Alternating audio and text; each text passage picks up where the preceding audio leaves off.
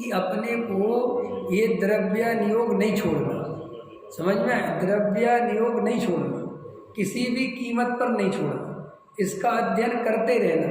तो मैं तो ये बता रहा था कि डॉक्टर साहब हमें बात कहते थे कि हमने देखा है अपने सामने कि पहले उसको हमने द्रव्य नियोग में पढ़ाया, समझाया सब कुछ 5 साल, लेकिन बाद में वो करना नियोग में मास्टरी करने लगा।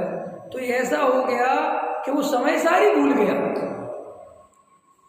अब उसे सुनता है समय सार और बातें याद आती हैं कर्म की। हम सुना रहे हैं समय सार, उसे क्या याद आ रहा है? करना नियोग, चढ़ना नियोग। ख्याल में है ना? तो भैया अध्यात्म शास्त्रों का विशेष अध्ययन करना, समझ में? बहुत ध्यान से। अध्यात्म शास्त्रों को छोड़ना नहीं किसी कीमत पर, चाहे जो पढ़ते रहना, करते रहना, लेकिन एक टाइम तो समय सार आदि ग्रंथों का अध्ययन होना ही चाहिए।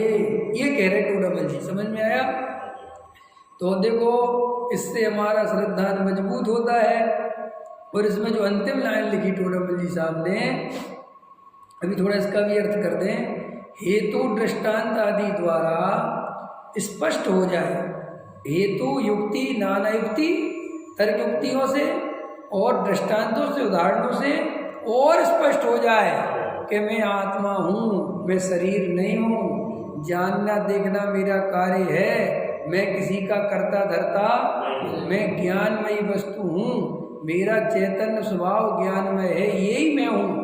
ऐसा तर्क से, युक्ति से, आगम से, उपदेश से, दृष्टांत से, उदाहरण से स्पष्ट होता चला जाए तो क्या होता है कि शिथिलता नहीं होती।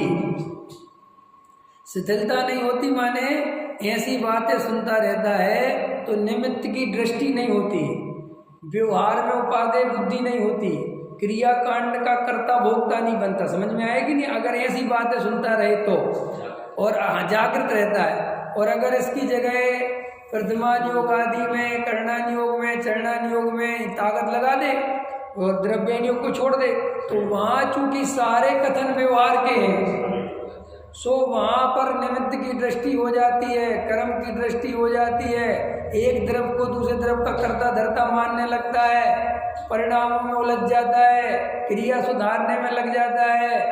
इसीलिए द्रव्यान योग का अभ्यास नियम से करते रहना चाहिए।